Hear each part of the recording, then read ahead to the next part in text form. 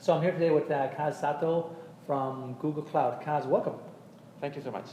So you gave a talk here at ODSC East just a little while ago, and I want to ask you about that talk. But before we do that, can you give me your 60 seconds introductory of how you get into the data science field, so to speak? Okay, I'm a developer advocate for Google Cloud Platform. I've joined Google 5 years ago, and I have spent over 1 year as a developer advocate to grow the community for the Google Cloud technology. And I'm a tech lead for the data and analytics teams in the advocate teams, where we have developer advocates who are focusing on promoting the products such as the big data products or the machine learning products.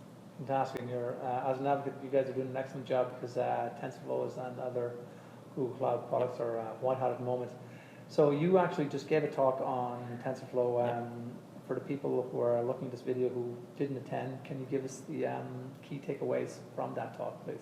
Okay, in my sessions, I've talked about what is the neural network and how the neural network works to solve your problem by using the very interesting demonstration called playground.tensorflow.org, where anybody can play with the actual working neural networks, just looking at the visualizations, how it works inside the computer to solve the problems such as the classifications of the double spiral problem.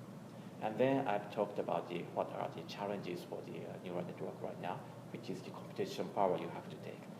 You have to wait for a few days or a few weeks to finish the largest deep neural networks.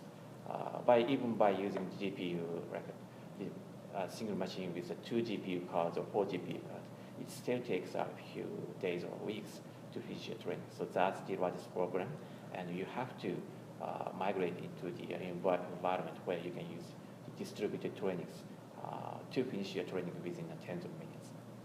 Yeah, and that's exactly where everything's going, because as data scientists, a lot of tools we use out of the box, they're not meant to do data science at scale. And when we're training models, it's very easy to train a small model on a small training set that can take minutes or hours, but you're right, at very large scale, it can take days. So that's one of the key problems that TensorFlow addresses. And you mentioned Google Brain, right? Yeah. Can you tell us a little more about Google Brain? Yes, Google Brain is a project led by Jeff Dean, who's a senior fellow in this company.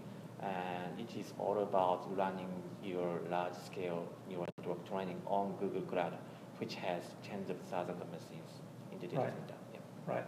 And neural nets are back in favor again. They fell out of favor, now they're back in favor. What's different about this generation of neural networks that's got people excited again? Yeah, I suppose the computation power you can use is the largest reason why Google neural network has been so successful for the last few years. Very good. And you also mentioned something called TPUs. Yes. Can you tell us about the TPUs? Yes, at Google I/O, we have announced a new technology called Tensor Processing Unit (TPU), which is a custom-made ASIC or LSI chips designed by our own hardware designers. That is an LSI specifically designed to run TensorFlow graph and matrix operations for that inside the chip. So rather than using GPUs for running your TensorFlow training, you can use the ASICs to do the training of TensorFlow graph. Very interesting. Sounds very exciting. And so uses of TensorFlow and neural networks, pretty common use cases to do image analysis and all that good stuff. But what are other problems people are using to solve with TensorFlow and neural nets in general? Yeah, that's really interesting to see that many people are trying to apply their own data sets to the neural networks.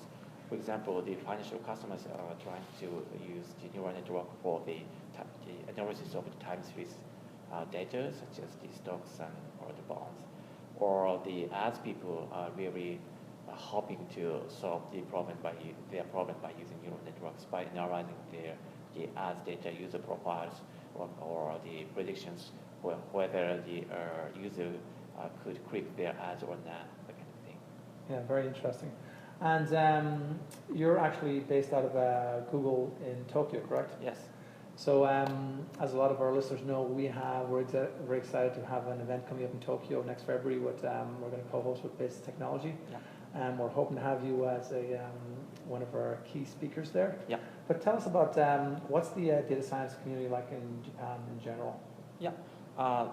We have been having many meetups and conferences for the data scientists in Tokyo for years, and especially for last few years, the meetups for the neural networks and especially for TensorFlow is booming right now in Tokyo. So for last 6 months, we have hosted 3 TensorFlow meetups at Google office, and every time we announced about those meetups, we easily got over 300 registrations within like a few days.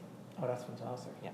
Very popular stuff. And so obviously here in the US, data science, machine learning, neural networks, AI, all that good stuff is it's white hot at the moment. People are in demand. Is it the same case in Tokyo and Japan? Is data science very much a trending? Yeah, data science is maybe one of the most hot topic in Japan too, and especially it's really interesting to see that even non-machine learning people, the engineers and developers who doesn't have many machine learning background is so attracted to the technology, and they are eager to learn the technology. Yeah, and that's the interesting thing these days with TensorFlow and other tools coming out and other open source tools becoming available. We often ask the question, do you need to be a software engineer to be a data scientist or vice versa? But most certainly with people with software engineering or computer science training, it is much easier these days to be, to do data science with all these great tools out there. Yeah.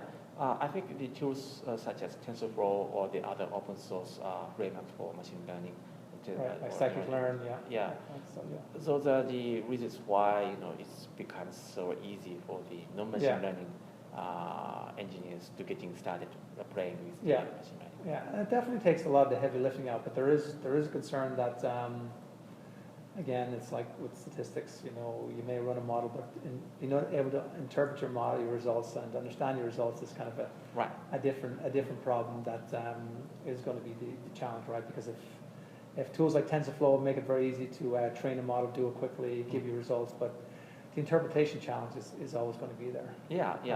One of the case point is the visualization. TensorFlow provides a tool called TensorBall, which can visualize what's happening inside the parameter sets, so that you can easily take a look at how your parameter set is converged or not for debugging your own production the neural networks. So that is the one attractive part of using TensorFlow. Excellent. Well, Kaz, thank you so much for being one of our speakers here at ODSC East, and really looking forward to seeing you in Tokyo personally and hearing your talk there. Thank you very much.